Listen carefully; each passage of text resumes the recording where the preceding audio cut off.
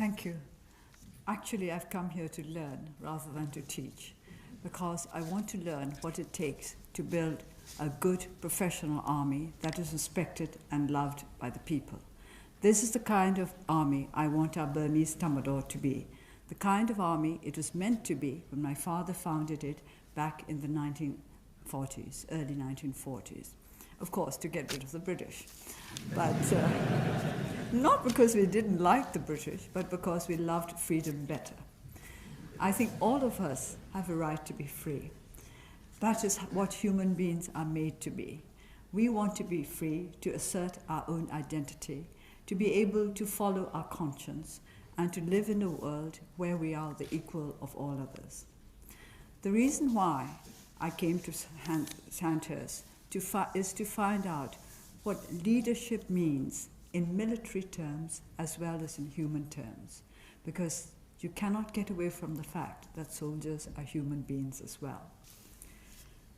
The very first British military man that I felt I got to know was General Slim, because I read his memoirs when I was quite young to try to get to know more about the war in Burma.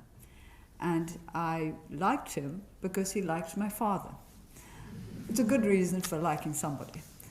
And he made the point that the reason why he liked my father was because he could do business with him. That also I like. A military should be about doing its own work. Every organization in the land must understand what its duties are, what its responsibilities are, and what is not for them to do. That is very important. Over the last several decades, actually over the last half century, which is a long time, I think none of you cadets are anywhere near that age, our military has become politicized. This to me is not a desirable development. It was not meant to be that way. When early in the days of the newly fledged Burma Independence Army, my father said, this was in Burmese and I'll translate it into English. It doesn't sound quite the same because it rhymes in Burmese and it doesn't in English. But what he said was that the country should not be the servant of the army must be the foundation of the country. That is exactly what you are trying to teach people in Sandhurst. You serve to lead. We had a small discussion this morning as to whether to serve to lead was the same as to lead to serve. And we came to the conclusion that it is not the same, and it is better to put serve in front of lead, because the essential thing is service. Service that is rooted in strong principles. You have to understand what service is in order to be able to serve correctly.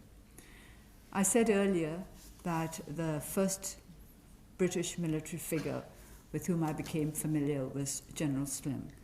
And I want to talk a little bit more about him, because in a book about the Indian Army, A Matter of Honor is the title of the book, he was described by Philip Mason as a complete man. I thought that this was the greatest compliment that any man could be given, that he was a complete man. And Philip Mason wrote in this way, his success as a general was not so much because he was a brilliant tactician or a strategist, as because of his moral and human qualities. He was a complete man, an integrated character, following a straightforward course with modesty, courage, energy, and resource. I agree with this assessment of a complete man. You can be a complete man whether you are a military man or a civilian. And what we need in our country is an army that recognizes the worth of civilians and the importance of civilian authority over the military. All of you here are trained for leadership, but what I find most interesting is that all of you here are trained to be leaders under a civilian authority. This is something that you are taught, perhaps not so obviously, but this is the training that you receive every day, that although you are trained to be leaders, you also have to be followers, good followers. This again we discussed this morning. Do you need to be a good follower to be a good leader? And the answer was yes. Because unless you know what kind of qualities are desirable in somebody who is leading you, you yourself will not be able to develop those qualities. Leadership ultimately is about making the right decisions at the right time. That is how I see it. And sometimes these decisions have to be made under enormous pressure. People may question, is physical hardship really necessary to develop leadership qualities? And I think the answer is yes. Not because there is virtue in physical suffering itself, in physical hardship itself, but because you have to be trained to develop what has been described as grace under pressure. Even under circumstances when you are under the greatest pressure, you must be able to keep a mind that is cool enough and quiet enough to be able to make the right decisions. The decision of somebody who is in a position of leadership can be crucial for all the followers. It can be a matter of life and death, not just for the one who makes the decision, but all those who are influenced by whatever decision he or she decides to make. So leadership is about the mind. This is why I agree with Philip Mason when he said that it was because of his moral and human qualities that General Slim was a great general. In other words, a great leader, a leader of man, a man who inspired confidence and trust. His book was entitled Defeat into Victory, and those who have read it will know that the war in Burma was going very badly when he took over as the head of the 14th Army, but in the end he led it to victory. And that, I think, is what we are trying to achieve in every part of the world, to turn defeat into victory. Defeat comes in many guises. It can come in political guise, in military guise, in economic guise. Defeat is something that we all have to learn to cope with. But we have to learn to turn it into victory without in any way compromising our own integrity. Victory at any price is not what a good leader strives for. Victory with his honor or her honor, as well as the honor of those who have trusted her or trusted him, intact. So leadership for me means service in the sense of always putting one's followers ahead of one, in front of one. They are the ones who really matter, not you yourself, who may be in a position of leadership, but whose worth will be decided only by what he or she manages to achieve for those who have accepted his or her leadership. I do not quite know whether all of you feel the same as I do about the necessary leadership qualities of our world, of which the army is only a part. Military men do not make up the whole world. Armies do not make up the whole world. They are just part of our world. And whether you like it or not, they are an essential part of our world. I, myself, have a great affection for the army. This has exposed me to much criticism, especially after decades of suffering under military dictatorship. Our people and those who support the movement of democracy are sometimes upset when I say that I have great affection for our army and also great hopes for it. But it is right that we should have respect and affection for an institution that is intended to be selfless. Selfless, I believe, is the core word for armies and for leaders. others before oneself. It's not for oneself that one should lead. That is why we say serve to lead. When General David Richards visited Burma a few months ago, we met him at the legislature, and a question was put to him. Do the British people love their army? And he said yes.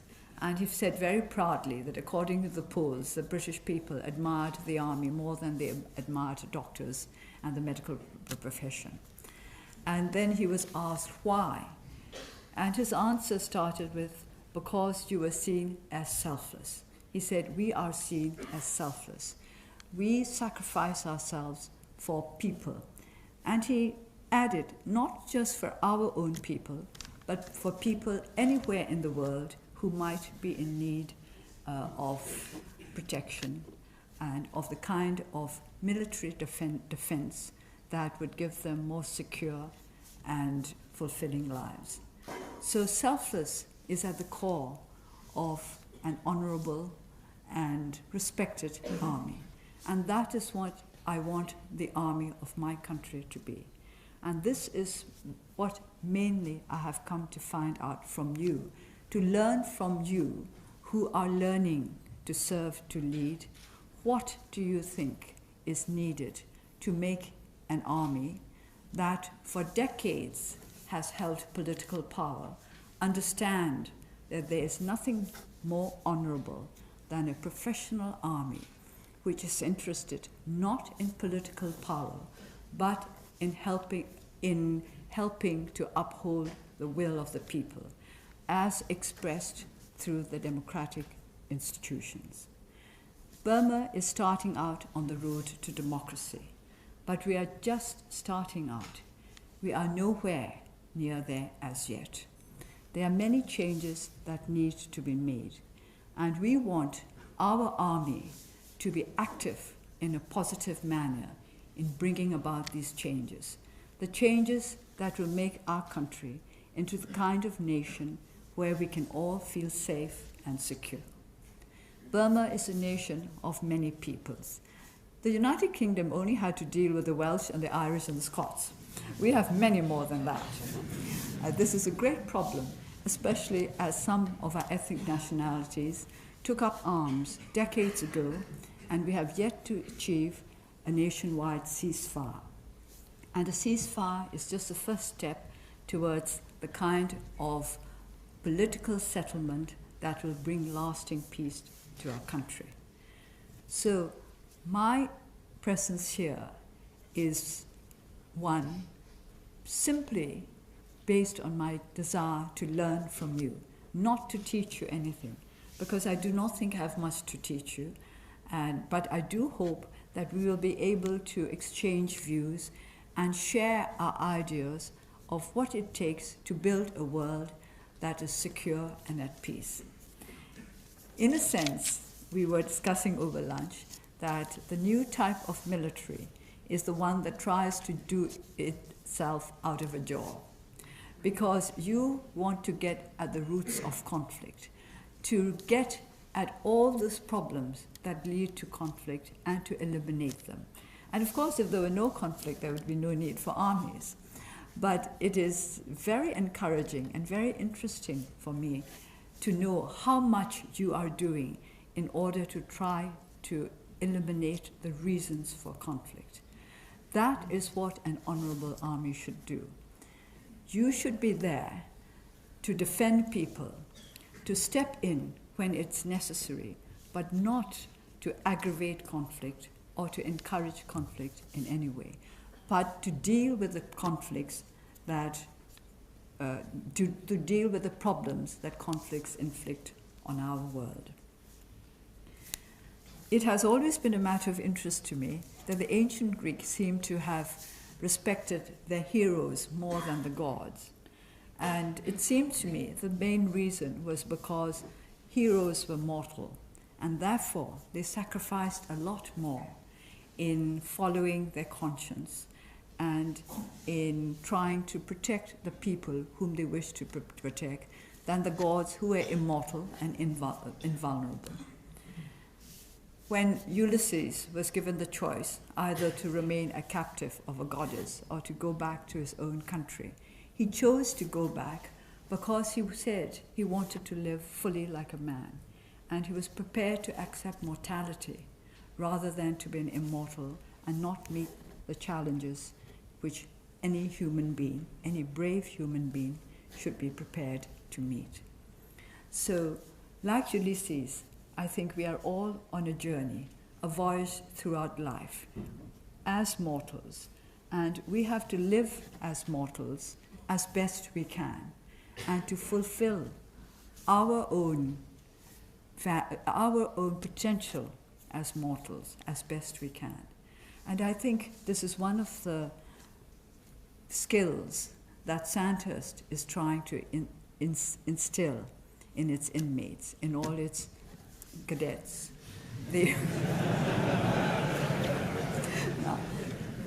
But by the way, I must say that before I came here, I wondered whether Sandhurst was really a modern institution or not. But when I found that it was well heated, I decided it was. If it was still kept as cold as it was in the 19th century, then it has not modernized. So, as we proceed throughout life, I would like all of you to question what you think life is all about, because one day it'll come to an end for all of us. And what do you want to look back on? What kind of life would you like to say you have led? What kind of legacy would you like to leave to your children, your grandchildren, and for those who have decided to remain single, your friends' children and grandchildren? What is it that makes it worthwhile to be a human being? I think this is one of the questions that we all need to answer if we are to be able to serve, to lead. Because only if you know what you want as a human being, what your aspirations are as a human being, will you be able to fulfill the aspirations of others. And a good leader is one who should be able to bring out the best in her followers or the best or his followers. And to bring out the best in each individual, you have to understand of what he might or she might be capable, and to respect it, and to know how to nurture it. A good leader is one who knows how to nurture. Nurturing is very important. Is it possible to turn people into leaders in 44 weeks? This is a question I ask myself, and I'm sure all of you will be able to provide better answers than I can, because I'm certainly not going to go through 44 weeks of the sort of experiences you're going through. I've no desire to do so.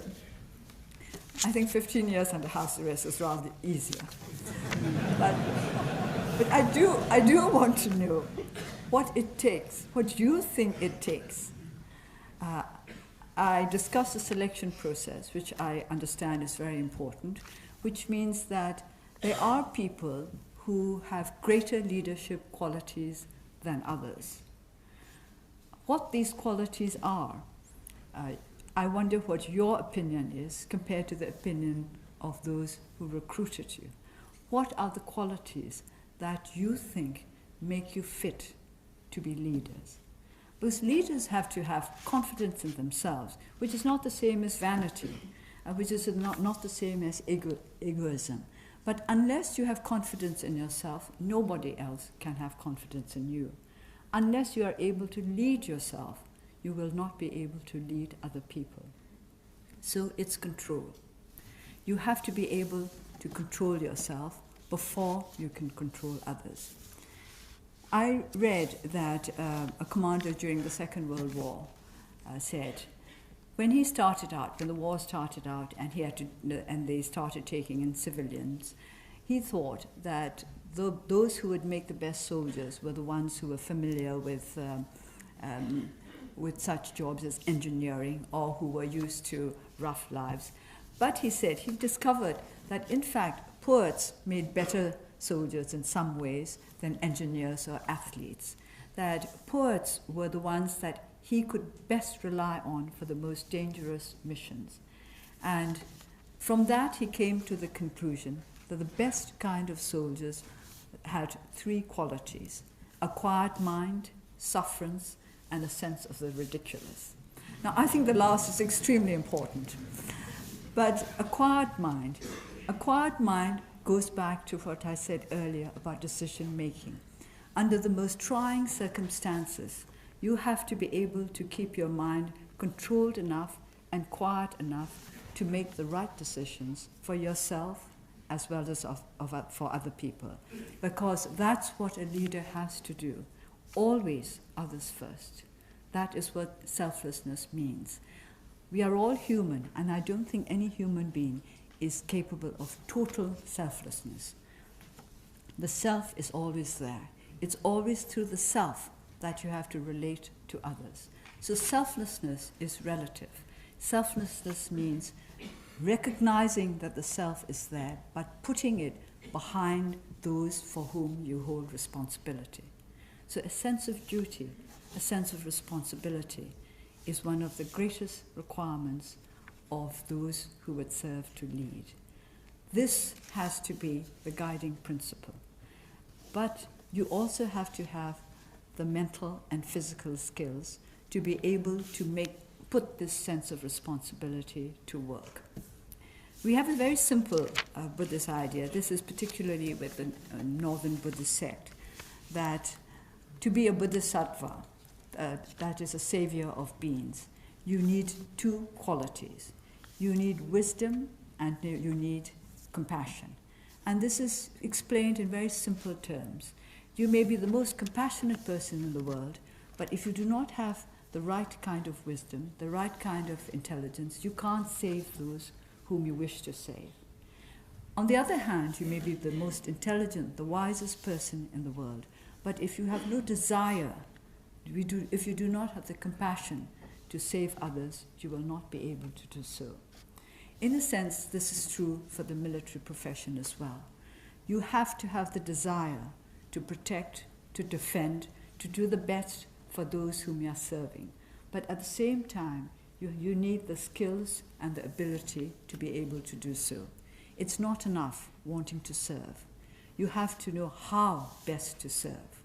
And I think this is what you are being taught here. And this is what I would like to hear from you. How you think you are taught to serve those whom you wish to serve. How best you can use your abilities to serve others.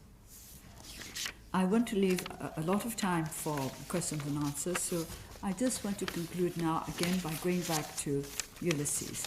Now this is from the famous poem by Tennyson. I never liked Ulysses when I read about him as a young girl because I thought he was a bit of a smart aleck and not a bit sly, and I really didn't quite like what he did to the Cyclops, which I didn't think was very kind. But after I read Tennyson's poem, I changed my mind about him because I saw him in a new light. This was supposed to have been written when he was old and he had already handed over the reins of his country to his son. And he was thinking about his old comrades. And the ending is well known, and I'm sure most of you know it already, but I hope you will allow me to read it again. We are not now that strength which in old days moved earth and heaven. That which we are, we are.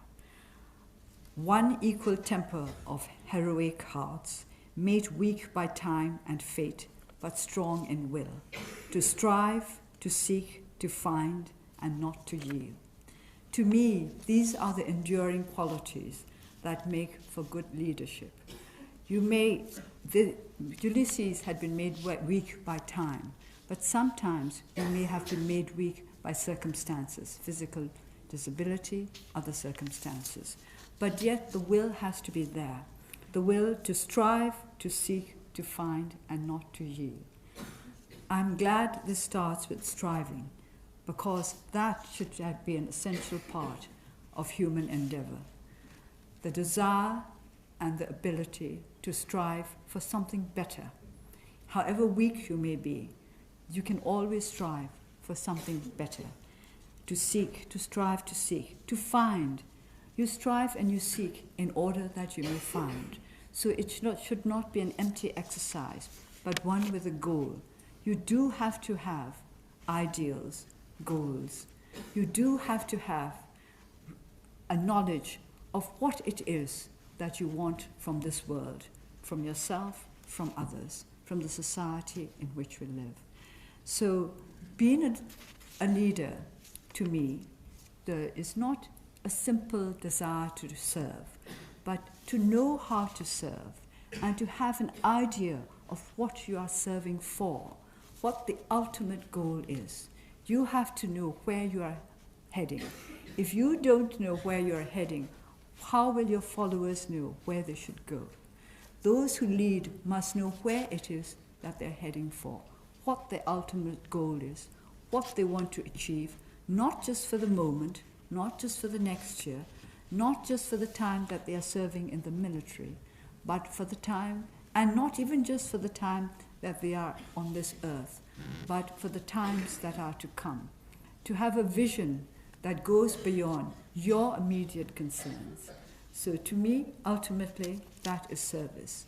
A vision that goes beyond your own ultimate concerns, that is meant to benefit mankind, because each and every one of you is part of that body of humankind that makes up our world today. Thank you.